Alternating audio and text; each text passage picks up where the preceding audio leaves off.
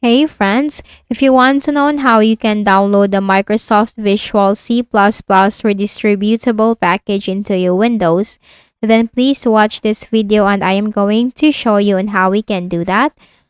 So click on the start. Let me show to you first if I have the Microsoft Visual C++. Click on apps, installed apps. In here, let's just simply look for the Microsoft Visual C++.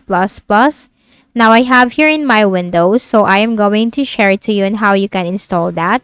So bring up your favorite browser. It could be Edge, Google Chrome, or Firefox. Then here in the search bar, type Microsoft Visual C++ download and hit enter.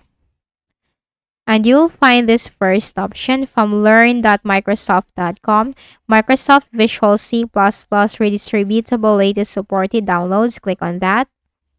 It's from learn.microsoft.com. Then click on the Visual Studio 2015, 2017, 2019, and 2022. Then you have to download the link that corresponds to the architecture of your computers. If you are in an ARM64, 86-bit or 64-bit, then you have to download the link that corresponds to the architecture of your Windows or computer. So I am in a 64-bit, so I'm going to click this. So the installer file will be downloaded. Once this is done, double click and then close all these windows. Now in my case, I have already installed the Microsoft Visual C++ redistributable package. So once you have downloaded the installer file, then you just have to simply click on install. Now in my case, I have this option uninstall, but I'm not going to do that. You just have to simply click on install and the Microsoft Visual C++ will be installed into your Windows. Or you can just simply click on repair if you are facing issue with this. So once you have done downloading the Microsoft Visual C++ redistributable package into your Windows, try to search for it in the Windows search bar to confirm if you have downloaded it. Soft Visual.